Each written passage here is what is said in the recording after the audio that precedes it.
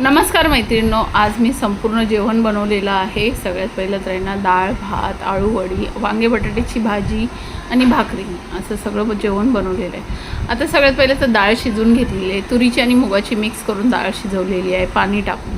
तर आता त्याला आहे ना आपल्याला फोडणी मारायची आहे। फोडणीसाठी आहे ना एक टोप ठेवलेला आहे, त्याच्यामध्ये तेल टाकलेलं आहे, जिरे, मोहरी, हिंग आणि कढीपत्ता याची फोडणी दिलेली आहे। नंतर त्याच्यामध्ये लसूण टाकलेला आहे। लसूण पण मस्त लाल होईपर्यंत फ्राय केल्यानंतर त्याच्यामध्ये टोमॅटो टाकलेला आहे, कोथिंबीर टाकली आणि व्यवस्थित असं तेलामध्ये फ्राय करून घेतलेलं आहे। नंतर त्याच्यामध्ये हळद, मीठ असं टाकून आहे ना व्यवस्थित असं फ्राय करून घेतले।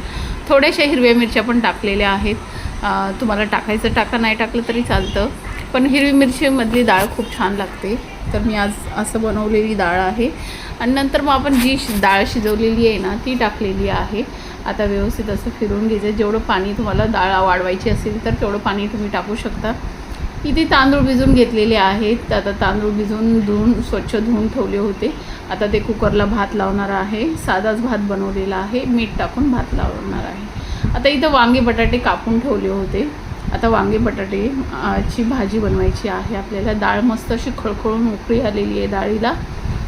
तर वांगे बटाट्याच्या भाजीसाठी थोडासा मसाला वाटणार आहे मी। त्याच्यासाठी अद्रक, लसूण, थोडीशी कोथिंबीर आणि सुकं खोबरं आता हे व्यवस्थित असं वाटून घेतलेलं आहे। इथं कढई ठेवलेली आहे, तेल टाकलेलं आहे, जिरेची फोडणी मारलेली आहे। नंतर आपण जो मसाला वाटला होता ते मस्त असं तेलामध्ये लाल होईपर्यंत फ्राय केलेला आहे। थोडासा कढीपत्ता टाकलेला आहे, टोमॅटो टाकलेला आहे, मीठ, मसाला असं तेलामध्येच परतून घ्यायचा आहे। हळद टाकलेली आहे, आता आपला घरचा मसाला टाकलेला आहे। तर व्यवस्थित असं परतून घ्यायचं आहे। नंतर आपल्याला जे वांगे बटाटे कापून ठेवले होते ना ते आपल्याला त्याच्यामध्ये टाकायचं आहे। आता व्यवस्थित ते मसाला आपल्याला वांगे बटाट्याला फिरवून घ्यायचा आहे।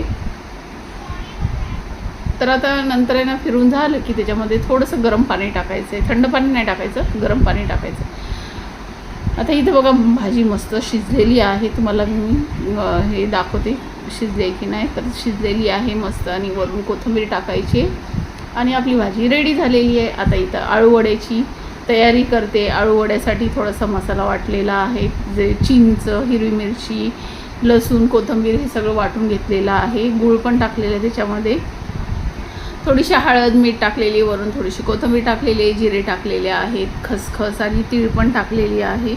व्यवस्थित मसाला मिक्स करून घेणार आहे। नंतर त्याच्यामध्ये बेसन टाकणार आहे। बेसन टाकून आपल्याला व्यवस्थित मिक्स करून घ्यायचं आहे। आता माझे पानं जास्त होते म्हणून मी एवढं बेसन घेतलेलं आहे, मसाला पण तो जास्त आहे। तर मी आळू वड्याची रेसिपी पहिलं दाखवलेली आहे, प्रॉपर रेसिपी, म्हणून एवढं काही तुम्हाला दाखवलेलं नाही आहे। तर मी आहे ना ही जरा फटाफट प्रोसिजर केलेली आहे, कारण खूप मोठा व्हिडिओ झाला असता, त्याच्यासाठी मी हे फटाफट बनवलेलं आहे, म्हणजे फटाफट तुम्हाला दाखवलेलं आहे। तर इथं पीठ बघा मी मस्त असं मिक्स करून घेतलेलं आहे।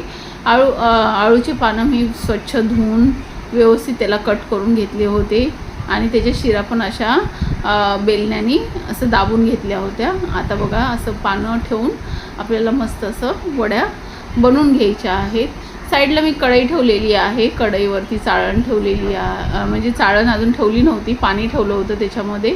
आणि आता हे वड्या आपल्याला चाळणीमध्ये व्यवस्थित ठेवून घ्यायचे। आता चाळणीला तेल लावून चाळणीमध्ये ठेवायचे आहेत वड्या। तर अशा प्रकारे मी सगळ्या वड्या बनवून घेणार आहे। तर बघा मस्त असा आजचा बेत झालेला आहे बघा, खूप छान। तुम्ही पण या जेवायला, मस्तच झालेला आहे। तर इथं अशा पद्धतीने मी सगळ्या वड्या बनवून घेणार आहे। तर इथं बघा तुम्ही पाहू शकता सगळ्या वड्या बनवून घेतलेल्या आहे, पाणी ठेवलेलं आहे। आता त्या पाण्यावरती मी ते चाळण ठेवणार आहे आणि चाळणीवरती झाकण ठेवून त्याला एक अर्धा तास वाफ देऊन घेतलेली आहे। आता वड्या मस्त आपल्या शिजल्या गेल्या आहेत, स्लो गॅसवरती ठेवल्या होत्या, मस्त शिजून झालेल्या आहेत। आपल्याला त्याला थंड करायला ठेवायचे। वड्या थंड होतात तोपर्यंत आपण भाकरी टाकून घ्यायच्या आहेत। भाकरीची पण प्रोसिजर लवकर दाखवलेली आहे तुम्हाला, कारण मोठा व्हिडिओ झाला असता खूपच, एवढं सगळं जेवण बनवले म्हणून। तर बघा इथं आता मस्त अशा आपल्या भाकरी तयार करणार आहे। तर मैत्रिणी, तुम्हाला जर माझी ही रेसिपी आवडत असेल तर लाईक, शेअर, सबस्क्राईब करायला विसरू नका।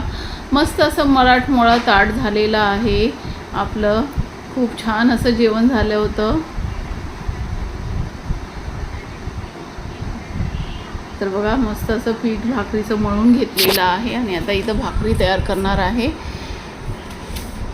तर पाहू शकता अशा पद्धतीने मी सगळ्या भाकरी बनवून घेणार आहे. असे टमटमीत फुलतात भाकरी मस्त. असं जर आपण ना भाकरीचं पीठ व्यवस्थित मळलं की भाकरी अशा टमटमीत फुलतात. जेव्हा जेव्हा भाकर बनवायची तेव्हा तेव्हा पीठ असं मळूनच घ्यायचं. तर तुम्हाला दुसरी पण भाकर तयार करून दाखवते. तर मस्त अशा सगळ्या भाकरी तयार झालेल्या आहेत बघा. अशा पद्धतीने मी भाकरी बनवलेल्या आहे सगळ्या. पाहू शकता किती मस्त टमटमीत फुलले बघा भाकर. तर दुसरी पण भाकर टाकते. पाणी आहे ना भाकरीला खूप कमी लावायचं, मग आहे ना भाकर जास्त जळत नाही. जर आपण पाणी जास्त लावलं ना तर भाकर लवकर जळते. त्यासाठी पाणी खूप कमी लावायचं भाकरीला. आता बघा दुसरी पण भाकर मस्त तयार झालेली आहे. इथं सगळ्या भाकरी तयार झालेल्या आहेत. आता आपण आळू वड्या फ्राय करायला घ्यायच्या आहेत. मस्त अशा भाकरी झालेल्या आहेत. आता आळू वड्या पण थंड झालेल्या आहेत.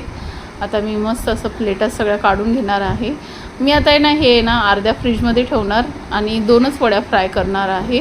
म्हणजे जेव्हा तुम्हाला पाहिजे असेल तेव्हा तुम्ही वडी फ्राय करून खाऊ शकता. एक 8 दिवस आरामात वडी राहते फ्रीजमध्ये डब्यात घालून ठेवलं तर. तर बघा इथं आळू वडी अशी मस्त कट करून घेणार आहे. थंड झाले की आळू वड्या मस्त कापल्या जातात. तेल ठेवलेलं आहे गरम करायला. तर आळू वड्या अशा फ्राय करून घेणार आहे बघा. मस्त अशा आळू वड्या फ्राय झालेल्या आहेत. आता तुम्हाला आहे ना ताट सर्व करून दाखवते. खूप छान असा बेस झालेला आहे जेवणाचा. तर बघा किती सुंदर असं दिसतं ते वड्या. तर बघा जेवणाचं ताट तयार करते.